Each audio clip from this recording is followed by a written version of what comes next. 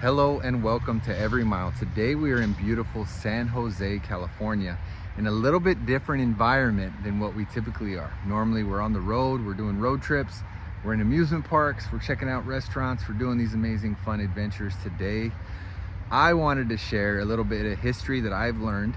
So we are here at Oak Hill Cemetery in San Jose to tell the story of the Donner Party and a what if that just completely blows my mind. Every mile, every smile, we're making memories, we're living wild, adventures waiting, let's take the ride, together we're stronger with love as a guide, every mile brings us closer, every step feels right, on this journey as a family, we're shining bright. Now, first of all, as I walk this cemetery, I can't help but admire just how beautiful and well kept this cemetery is. There are giant statues of Christ praying, there's statues of the apostles around a fountain, there's just some amazing headstones. I always tell my family that no vacation is complete without at least one visit to a cemetery.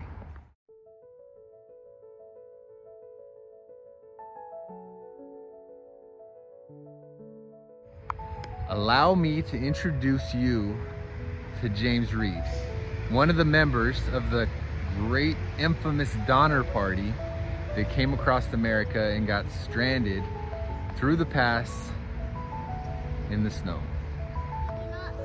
When I was in elementary school, I had to read a book called Patty Reed's Doll, which was the story of the Donner Party as told through the doll of James Reed's daughter, Patty, who is also buried here in San Jose.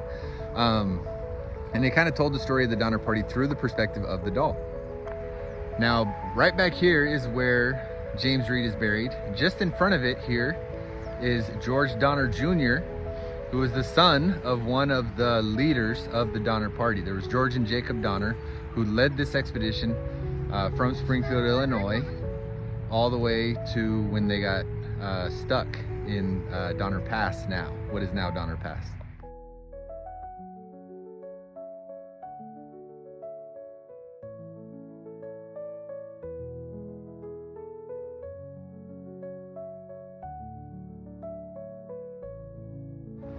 Now, to give you a little history on the Donner Party left Springfield in 1846, reached Independence, Missouri in May.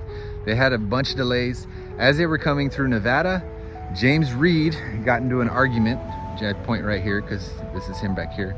James Reed got into an argument with one of the men and accidentally killed him. He was then banished from the party. His family was allowed to stick with the Donner Party, but he was kicked out. His kids smuggled him some food. He was able to go on to California and later became part of the rescue crew to come back and help the Donner Party as they were trapped in the snow. There's this beautiful monument in Donner Pass that shows, it's a memorial for the Donner Party, and it stands very high, but the stonework that holds the statue on top of it is as high as what the snow was. And it was like 20 something feet. It's just this huge statue. You can see a picture here. Now, this is the crazy what if about this story is, can you think of any other famous American that would have been in Springfield at that same time? No, not this guy. This one. That is right. Abraham Lincoln and James Reed were friends. They knew each other. They fought together in the Black Hawk Wars, although admittedly they said the greatest battle that they fought during those wars was against mosquitoes. They didn't see very much action as they served together, but they were in the same platoon, battalion, I don't know what term it is.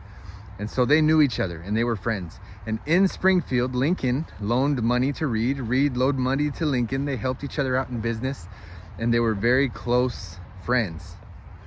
And so when the time came that James Reed was helping gather the group for this expedition towards California, he invited his good friend, honest Abe Lincoln, who at the time was a lawyer in Springfield, not yet working in politics, but was a locally well-known man.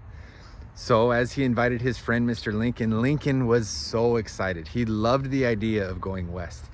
He goes home, he talks to his wife, Mary, and Mary says, no way. And Lincoln starts thinking about it, and he's saying, you know, Mary just went through labor. She just had a baby. She's still recovering.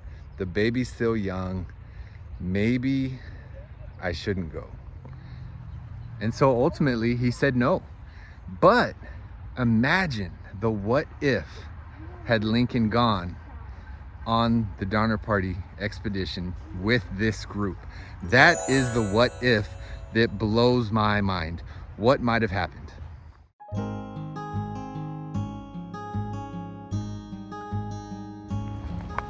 So when we were in Springfield, Illinois, we saw a plaque that commemorated the beginning of the journey for the Donner Party. And here's a picture of it here. But it was really interesting for me to know. I didn't know that that's where they started. And right across the street from the old Capitol where this plaque is Lincoln's law office. So Lincoln would have seen this group getting ready after he already had said, no, we're not gonna go.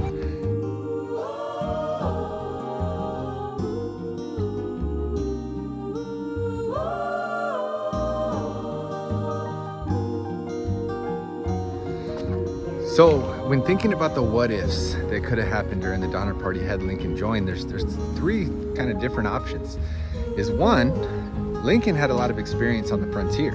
He grew up in different places in Kentucky and Illinois and knew the land. He knew how to travel. He knew all these things. So he could have helped, essentially, been one of the leaders and helped them progress and warned them against going into the areas that were dangerous and warned them against taking the shortcut through the pass. So he could have helped them that way. Two is he could have prevented them kicking James Reed out. He could have been a little more level-headed mind, that lawyer mind, and helped defend his friend who was kicked out of the party. But that could have had some other consequences as well. As we know, James Reed was one of the members of the rescue party that brought provisions and helped rescue some of the survivors. But he also could have helped them in the past as well. So there's a few different things that you could do what if on that. Now the third and final that I kind of find the most intriguing is what would have happened if Lincoln had made it to California.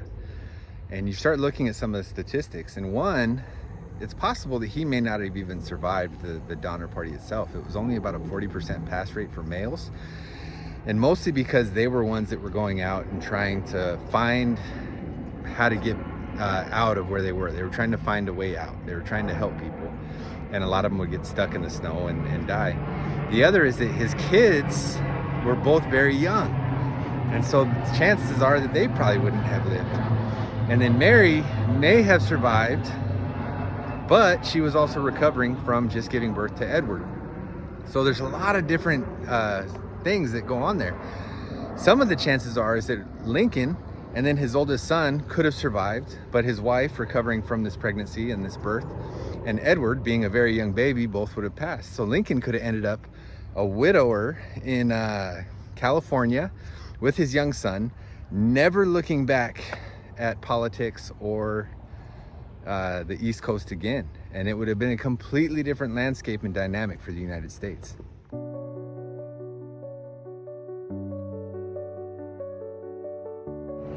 Now, of course, this is all speculation. We don't know what would have happened if Lincoln would have joined the Donner Party, but what we do know is that if he did join the Donner Party, the United States would not be what it is today. Lincoln probably never would have became president. He never would have been able to be the candidate for the Republican Party. The Civil War would have had a completely different landscape, and who knows what America would have been today had he not said no to going on this journey, which I find very interesting, because the reason that he said no to going on this expedition or going on this West Coast trip was because his wife just gave birth to their son, Edward.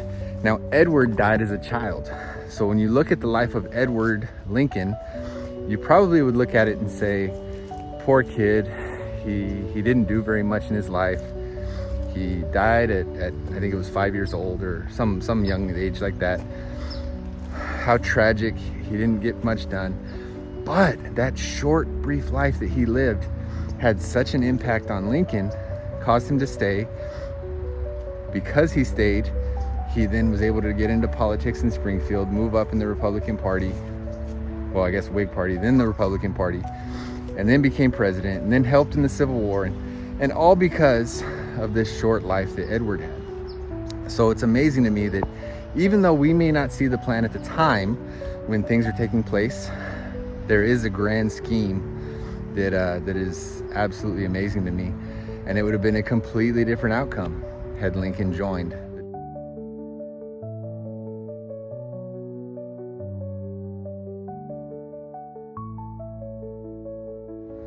Another thing I want to point out is the Donner Party is kind of infamous for cannibalism. This is a little off subject from the Lincoln stuff, but it's infamous for the cannibalism that took place.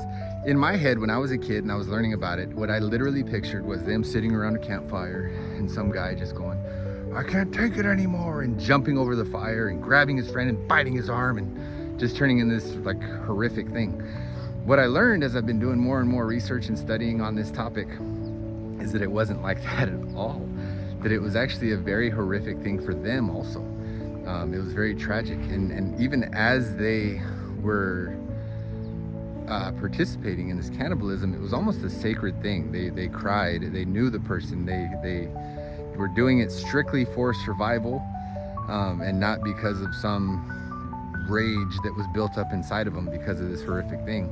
It was just the only means of meat that they had, which makes it even more heartbreaking for me to think about that. Is this is just purely desperation and not insanity. But we're gonna go around and explore the cemetery a little more. We'll show you some of the amazing statues that are here, and then we're gonna go to lunch at a new place that we're really excited to check out.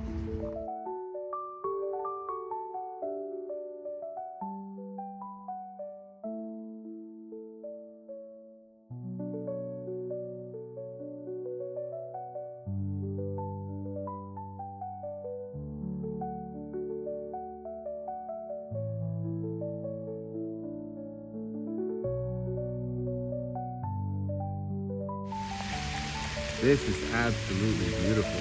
St. Paul, excuse me, St. Peter, and then this is St. Paul. Each one holding different things that represent who they are.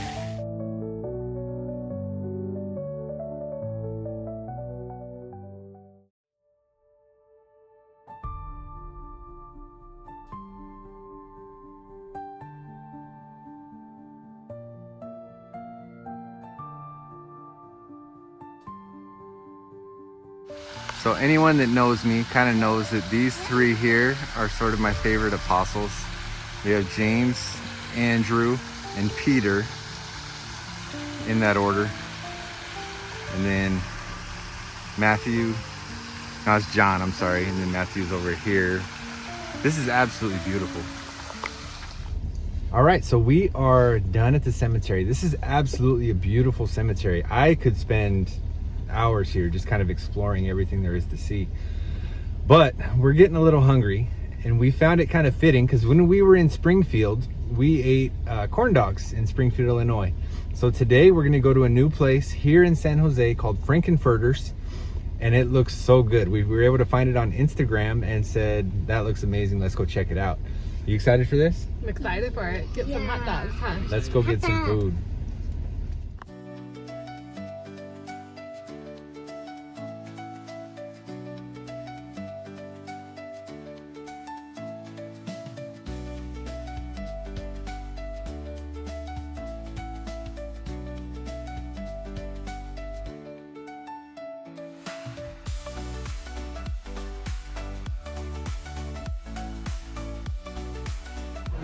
So how is it? You like it?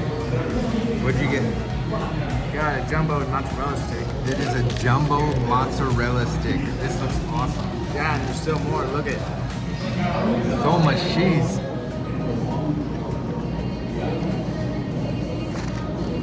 What the hell? So good.